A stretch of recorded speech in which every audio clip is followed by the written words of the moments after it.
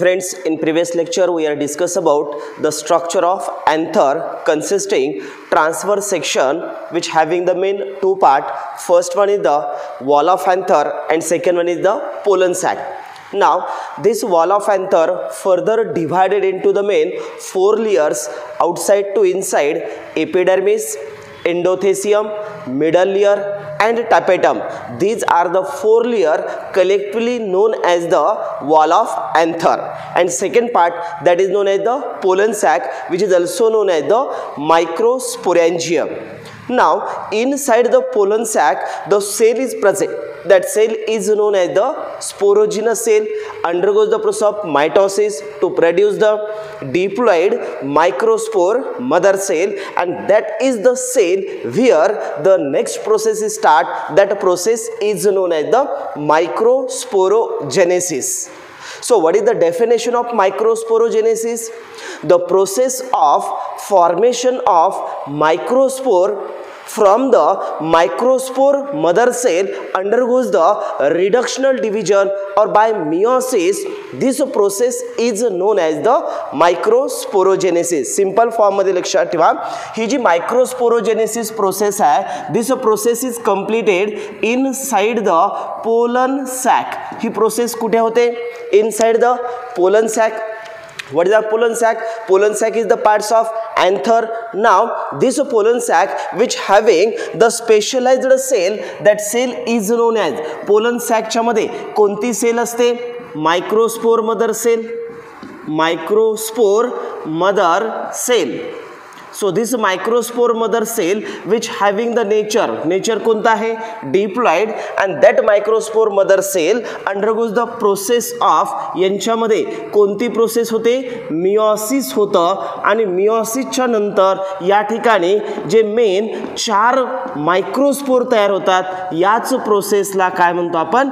That is known as the microsporogenesis. Simple form, this microspore mother cell which having the single and that cell which having the nature diploid, and this microspore mother cell undergoes the process of meiosis which produce the 4 microspore, and that process is known as the microsporogenesis. Simple definition. What is the microsporogenesis? The process of formation of microspore from the microspore mother cell undergoes the process of reductional division or meiosis. This process is known as the microsporogenesis, and that process is completed inside the pollen sac. He process कुठे होते? pollen sac मध्ये. Initially याचा थोडा base लक्षात ठेवायचा. During the development of anther, जेव्हा flower मधल्या स्टेमनचा anther develop व्हायला लागतो, त्यावेळेस एंथर मध्ये आउटर मोस्ट लेयर कोणता असतो? एपिडर्मिस. आणि एपिडर्मिसच्या बिलो एनाटॉमिकली जर लेयर पाहिला तो लेयर असतो हायपोडर्मिस. Those layer or those cell which is present just below the epidermis, that layer is known as the hypodermis, and where the specialized cell, these are differentiate from the epidermal cell, and that cell is known as the archosporial cell. थोडासा base लक्षात ठेवायचा आहे. मायक्रोस्पोरोजेनेसिस process कुठे होते? Pollen sac मध्ये. पण actual pollen सॅकला develop करणारी sale कोणती आहे? त्या पोलन सॅकला डेव्हलप करणाऱ्या सेलचं नाव स्पोरोजिनस सेल, आणि त्याला म्हणतो आपण स्पोरोजिनस सेलला प्रायमरी स्पोरोजिनस सेल. आणि ही सेल जेव्हा डेव्हलप होते ते कोणापासून होते? आर्चोस्पोरियल सेल. स्ट्रक्चर असं असतं. इनिशियली एंथरच्या मध्ये जो आउटर मोस्ट लेयर आहे, या लेयरला काय म्हणतो आपण? एपिडर्मिस. एपिडर्मिसच्या बिलो एक लेयर असतो, याला म्हणतो आपण हायपोडर्मिस. हायपोडर्मिस मधून एक सेल वेगळी होते, ज्या सेलला म्हणतो आपण आर्चोस्पोरियल सेल, किंवा त्याला आर्कोस्पोरियल सेल देखील म्हणतात. Now this epidermis. हा जर स्ट्रक्चर आपण एंथरचा पाहिला तर या एंथरला आउटरमोस्ट लेयर जो असतो, या लेयरला काय म्हणतो आपण? एपिडर्मिस आणि एपिडर्मिसच्या बिलो जो लेयर येतो त्या लेयरला म्हणतो आपण हायपोडर्मिस. इमॅजिन करा या हायपोडर्मिस लेयरला म्हणजे सेकंड लेयर जिथं आपण एंडोथेसियम म्हटलं तर सुरुवातीला ज्यावेळेस यंग कंडिशन असते अँथरची त्यावेळेस अँथर डेव्हलप होण्याच्या आधी हा जो लेयर आहे या लेयरला काय म्हटलं मी एपिडर्मिस. एपिडर्मिस आणि या एपिडर्मिसच्या हा बिलो जो लेयर आहे याला काय म्हटलं मी hypodermis. Those layer which is present just below the epidermis that is known as the hypodermis म्हणून याला काय म्हटलं hypodermal cell. And this hypodermal cell यांच्यातली जी हायपोडर्मल सेल असते ती एक सेल स्पेशलाइज्ड होते आणि यांच्यापासून डिफरन्शिएट होते त्यावेळेस या सेलला काय म्हणायचं अर्चस्पोरियल सेल. परत एकदा एपिडर्मिसच्या बिलो सुरुवातीला अँथर डेव्हलप होत असताना फक्त काय असतं वरच्या साईडला एपिडर्मिस असते आणि मध्ये सेल्युलर मास असतं. त्यावेळेस एंडोथेसियम नसतो डेव्हलप झाला किंवा मिडल लेयर नाही आहे टॅपेटम नाही आहे पोलन सॅक असा कुठलाही पार्ट अँथरच्या मध्ये असतो का नाही आहे. तर डेव्हलपमेंट होताना सुरुवातीला फक्त कोणता लेयर असतो एपिडर्मिस आणि या एपिडर्मिसच्या बिलो जो लेयर असेल त्या लेयरला काय म्हणायचं हायपोडर्मिस. आणि या हायपोडर्मिसमध्ये एक सेल सेपरेट होते आणि त्याच सेलला काय म्हणायचं अर्चस्पोरियल सेल. दिस अर्चस्पोरियल सेल डिवाइड यांच्यापासून दोन सेल तयार होतात. एक सेल असते आउटर साइडला आणि एक सेल असते इनर साइडला. मग इनर साइड आणि आउटर साइड ज्यावेळेस डिवाइड होतात तर या सेलला याच्या नंतरची जर स्टेप म्हटलं तर पहा यांच्यापासून हे सेल डिफरन्शिएट झालं म्हणजे यांचं डिव्हिजन होऊन या दोन सेल तयार झाल्या. एकाला म्हणतो आपण आउटर ही कोणत्या साईडला गेली आता आउटर आणि हे कुठे आले inner. So this hypodermal sale ज्याचं नाव काय अर्चस्पोरियल सेल यांचं डिव्हिजन होऊन किती सेल तयार झाल्या दोन सेल एक आउटसाइडला आणि दुसरं इन साइडला. जी आउटसाइडची आहे त्यांना म्हणायचं outer side of archesporial cell is known as the primary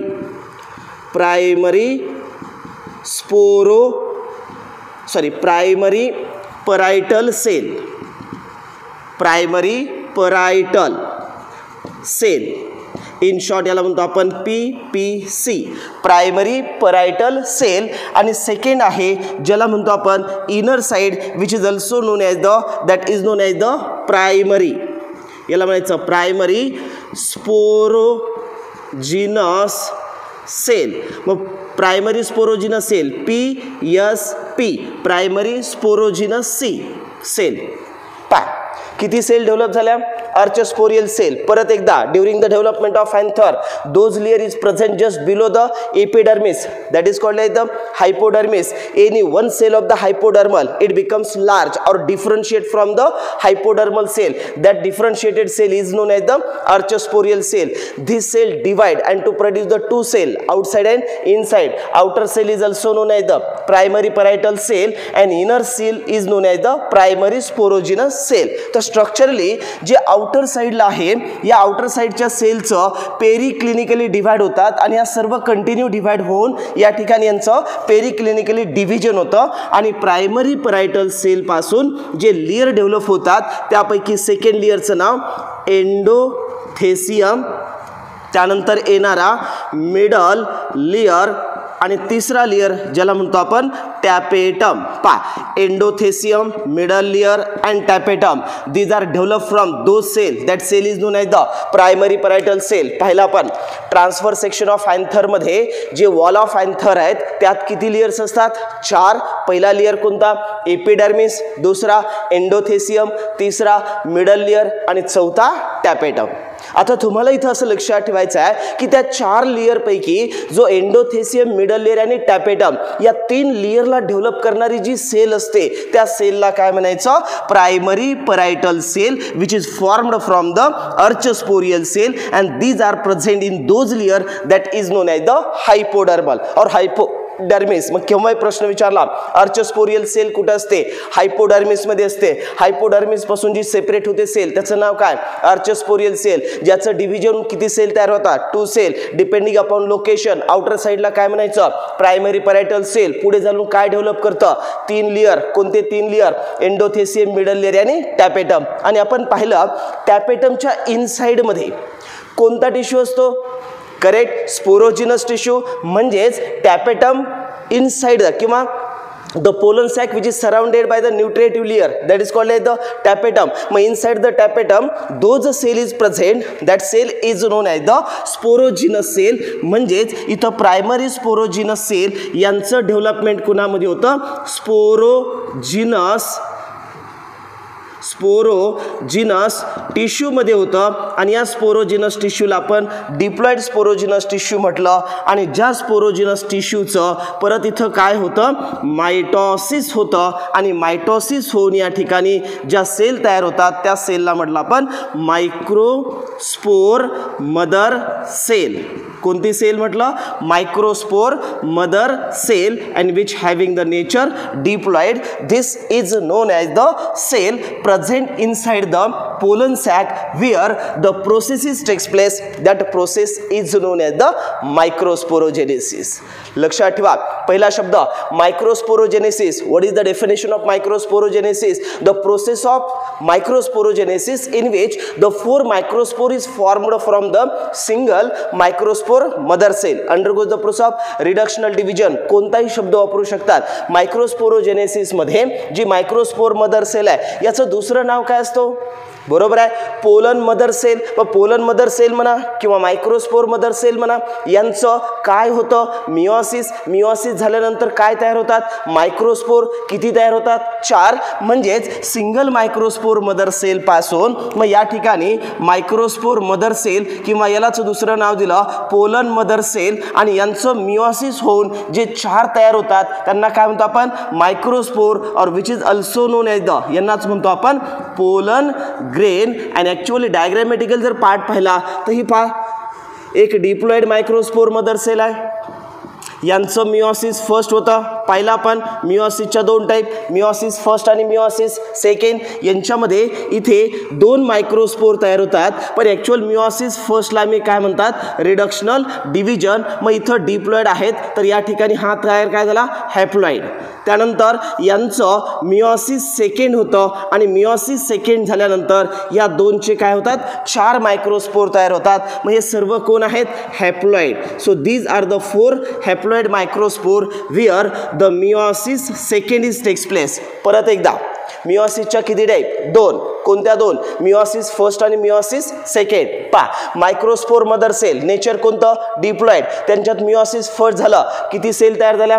2. त्यांच्यात मिओसिस सेकंड झालं, किती तयार झाल्या? 4. मग डिप्लॉइडच्या काय तयार झालं इथं? Haploid. So this microspore mother cell undergoes the process of meiosis. It produce the 4 functional microspore, undergoes the process of meiosis. This process is known as the microsporogenesis and that is the site where actual this process is completed, that is known as the pollen sac. सरळ प्रश्न विचारला, microsporogenesis कुठे होतं? Correct, pollen sac मध्ये. Pollen sac मध्ये कोणता tissue असतो? Sporogenous tissue. जो स्पोरोजिनस टिश्यू कुणापासून डेव्हलप होतं? Primary sporogenous cell. जो कोणत्या साईडला असतो? Inner side. कुणाचा पासून डेव्हलप होतं? Archesporial cell. कुणाची पासून डेव्हलप होते? हायपोडर्मिस. हायपोडर्मिस कुठं असते? Below the epidermis. म्हणजे ट्रान्सफर सेक्शन ऑफ अँथर मध्ये आउटरमोस्ट लेयरचं नाव काय? एपिडर्मिस. यांच्यानंतर येणारा लेयर कोणता? हायपोडर्मिस. ज्यांच्यातून एक स्पेशलाइज्ड सेल डिफरन्शिएट होते त्या सेलचं नाव काय? अर्चोस्पोरियल सेल. यांचं डिव्हिजन होऊन 2 सेल तयार होतात, outer and inner. Outer cell कुणाला तयार करतं? 3 लेयर. कोणते लेयर? एंडोथेसियम, मिडल लेयर आणि टॅपेटम. या तिघांना डेव्हलप करणारा कोणती सेल आहे? आउटर साइडचं प्रायमरी पॅराइटल सेल. मग ज्यावेळेस आपण मायक्रोस्पोरोजेनेसिस पाहतात तर यांच्यासाठी कोणती सेल लागते? Microspore mother cell. त्याला डेव्हलप कोण करतं? Sporogenous tissue. तो कुणापासून डेव्हलप होतं? Primary sporogenous cell and this cell is formed from the archesporial cell. कसाही एमसीक्यू विचारला तर जाता कामा नये. परत एकदा पहा, मायक्रोस्पोरोजेनेसिस ही प्रोसेस कुठे होते? Pollen sac. तिथेच का होते? Because inside the pollen sac the microspore mother cell is present. Nature कोणतं असतं? डिप्लॉइड. मग डिप्लॉइड सेलचं इथं मायटॉसिस होतं की मिओसिस होतं? करेक्ट, मिओसिस होतं. मग मिओसिस होतं त्यास एका सेलच्या किती सेल तयार होतात? 4. मग ज्यांच्यापासून मिओसिस होतं त्या सेलचं नाव काय? Microspore mother cell. परत एकदा, मायक्रोस्पोर मदर सेल डिप्लॉइड की हॅप्लॉइड? डिप्लॉइड. मग डिप्लॉइड मायक्रोस्पोर मदर सेलमध्ये मिओसिस झाल्यानंतर जे 4 तयार होतात त्या 4 सेलचं नाव काय? Microspore. So microspore is a first cell for the development of male gametophyte. इथे आपल्याला पाहायचं आहे स्ट्रक्चर ऑफ मायक्रोस्पोर. पण मायक्रोस्पोरचं स्ट्रक्चर पाहण्याच्या आधी मला असं वाटतं की डेफिनेशनमध्ये काही अडचण नसावी. मायक्रोस्पोर कुणापासून तयार झाला? Correct, microspore mother cell. जी सेल कुठं प्रेझेंट असते? Pollen sac. मग पोलन सॅकमध्ये मायक्रोस्पोर मदर सेलचं मायक्रोस्पोर तयार होताना मायटॉसिस होतं की मिओसिस? मिओसिस. मग एका मायक्रोस्पोरपासून किती मायक्रोस्पोर तयार होतात? 4. आणि त्यापैकी जर कोणताही एक मायक्रोस्पोर पाहिलं तर त्याचं जे स्ट्रक्चर आहे ते थोडक्यात आपण पाहतोय, ज्याला म्हटलं आपण स्ट्रक्चर ऑफ मायक्रोस्पोर. जर मायक्रोस्पोरचं स्ट्रक्चर आपण पाहत असाल तर microspore it consist of double layered किंवा microspore is surrounded by the 2 wall layers that is known as the sporoderm. मायक्रोस्पोरला जर स्ट्रक्चरली आपण पाहिलं तर या मायक्रोस्पोरला सराउंडिंग जर लेयर पाहिलं तर each and every microspore is externally covered by the double layer that is known as the outer layer and inner layer. या मायक्रोस्पोरच्या सराउंडिंगला जर आपण वॉल्स पाहिला तर each microspore is surrounded bye, प्रत्येक मायक्रोस्पोरच्या सराउंडिंगला किती लेयर्स आहेत? 2 लेयर आहेत. त्या दोन्ही लेयरला आपण एकाला म्हटलं आउटर लेयर आणि दुसरा inner layer depending upon the location. जर आपण 2 लेयर म्हटलं, जो आउटसाईडला आहे त्याला काय म्हणणार? Outer layer. आणि जो इनरला आहे त्याला काय म्हणतो आपण? Inner layer. So microspore it consist of how many layer? 2 layer, outer and inner. Outer layer diagrammatical आपण दाखवतोय. आउटर लेयर कसं असतो? थिक आहे कंपॅरेटिव्हली इनर लेयरपेक्षा. म्हणजे ज्याची थिकनेस जास्त आहे तो कोणत्या साईडला असतो? आउटसाईड. मग आउटसाईड हा कसा असतो? थिक असतो आणि इनसाईड हा काय आहे? थिन आहे. तर आउटसाईडच्या पार्टला म्हणतो आपण that is known as the exine and the inner layer is known as the intine. So microspore it consists of how many layer? 2 layer, outer and inner. Outer layer is known as the exine, inner layer is known as the entine, and these 2 layer collectively known as the, याच 2 लेयरला मिळून काय म्हणतो आपण? Sporoderm. So what is sporoderm? Sporoderm is a double layered of microspore. जेव्हा microsporogenesis नंतर जे structure of microspore तयार होतं त्या मायक्रोस्पोरला एक्सटर्नल साईडला पाहिलं तर 2 लेयर असतात, आउटर अँड इनर. आउटर लेयरचं नाव एक्झाइन, इनर लेयरचं नाव एंटाइन. आणि एक्झाइन आणि एंटाइन मिळून दोघांना काय म्हणतो आपण? Sporoderm. So what is a sporoderm? Each microspore is externally covered by the double wall layer or 2 layer or 2 membrane collectively known as the sporoderm. Outer layer of sporoderm is known as the exine and inner layer of sporoderm is known as the entine. परत इथं वाक्य एक लक्षात ठेवा. दिस एक्झाइन is made up of. एक्झाइन कशापासून तयार होतं? तर स्पोरोपोलॅनिन. So sporopollenin is the chemical which form the outermost layer that is called as the exine. Question विचारलेला आहे. एक्झाइन इज मेड अप ऑफ. एक्झाइन कशापासून तयार होतं? Sporopollenin. What is the sporopollenin? Sporopollenin is the chemical present किंवा chemical कुणापासून form होतं? युबेसिक granule. पहिला पण कुणामध्ये होतं? टॅपेटम. टॅपेटमच्या मध्ये जे युबेसिक ग्रॅन्युल्स आहेत ते कुणाला प्रोड्यूस करतात? स्पोरोपोलेनिनला. आणि या केमिकल पासून जो लेयर तयार होतं त्या लेयरला काय म्हणतो आपण? Exine. So what is mean by exine? Exine is the outermost layer of pollen grain or microspore which is formed by those chemical. That chemical is known as the sporopollenin, and due to the presence of sporopollenin the spore, microspore or pollen grain, it protect from the tolerance condition, it protect from the adverse condition, external condition. ज्यावेळेस हाय temperate असेल किंवा acidic असेल अशा वेळेस सुद्धा या pollen ग्रेनचं decomposition होऊ नये, फिजिकली किंवा बायोलॉजिकली डिकम्पोजिशन होऊ नये म्हणून प्रोटेक्ट करण्यासाठी जे केमिकल असतं त्या केमिकलचं नाव काय? स्पोरोपोलेनिन. पुढे त्याचं डिटेल पार्ट येणार आहे, तिथं शब्द लक्षात ठेवा. मायक्रोस्पोरला किती लेयर आहेत? 2, आउटर आणि इनर. आउटर लेयरचं नाव एक्झाइन. कशापासून तयार होतं? स्पोरोपोलेनिन. आणि हा काय मदत करतो? Prevent the decomposition of pollen grain. नाव that is called as the एक्झाइन.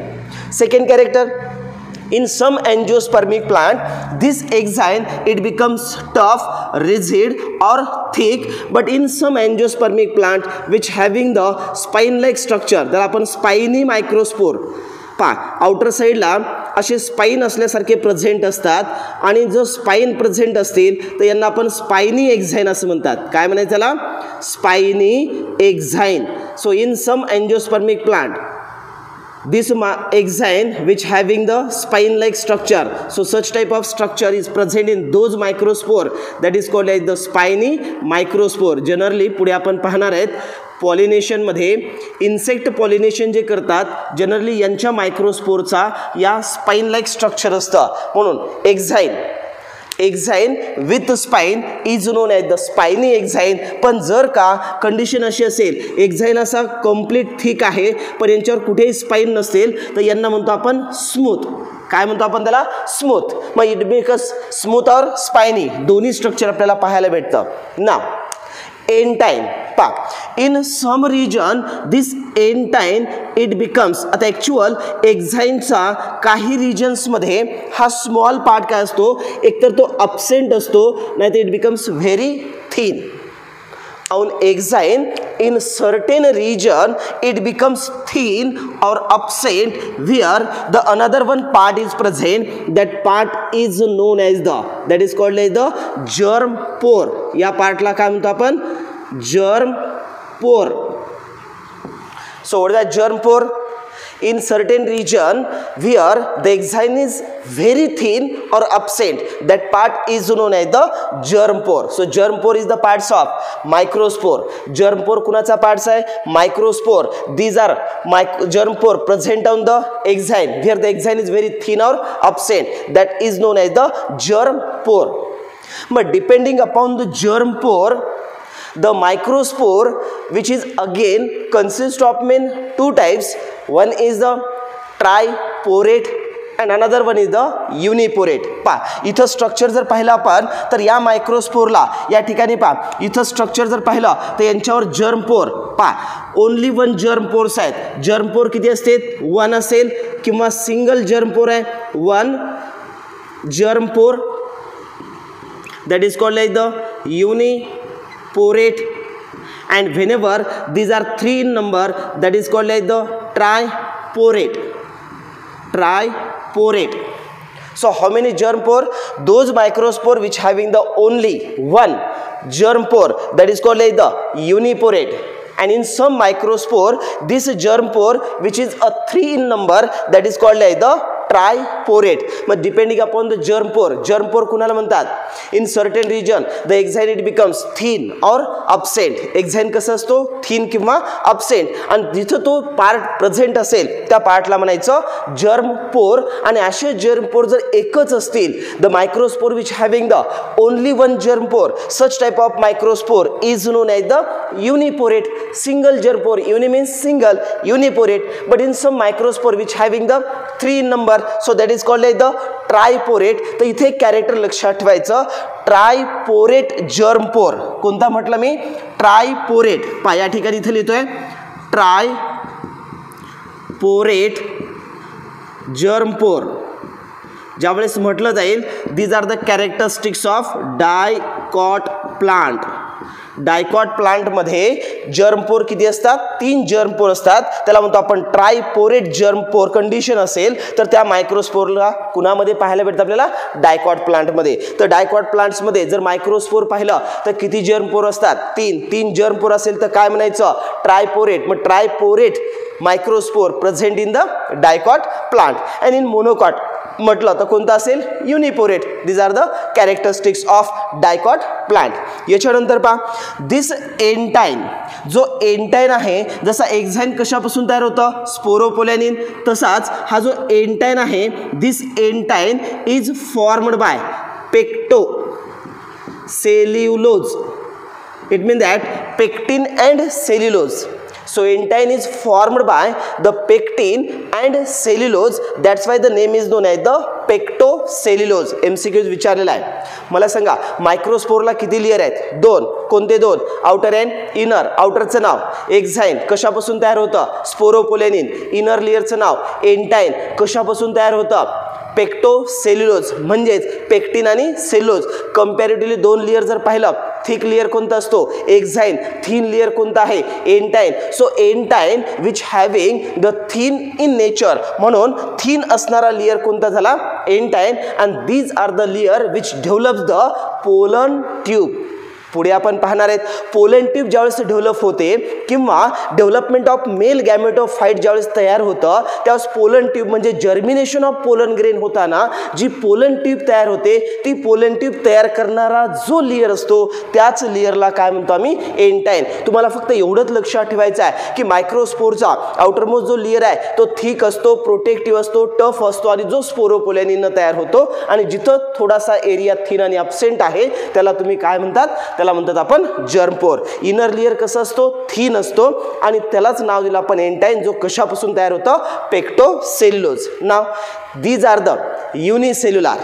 मायक्रोस्पोरचं पहिलं कॅरेक्टर, मायक्रोस्पोर हा किती सेलला तयार होतो ओनली वन. मग microspore is also known as the unicellular in structure, single cell पासून तयार होतं. त्यांच्यानंतर याला हॅप्लॉइड म्हणतात की डिप्लॉइड, हॅप्लॉइड. मग microspore is the unicellular, uninucleated and haploid in structure. So this microspore which is enclosed by the single nucleus that is known as the काय म्हणतो आपण त्याला युनिन्यूक्लिएटेड स्ट्रक्चर. या मायक्रोस्पोरच्या मध्ये न्यूक्लियस किती असतो only one. That's why this microspore is known as the uninucleate or prominent nucleus which is surrounded by the dense cytoplasm. यांच्यामध्ये जो फ्लुइड आहे किंवा सेलच्या मध्ये जे लिक्विड असतं त्याला काय म्हणतो आपण सायटोप्लाझम.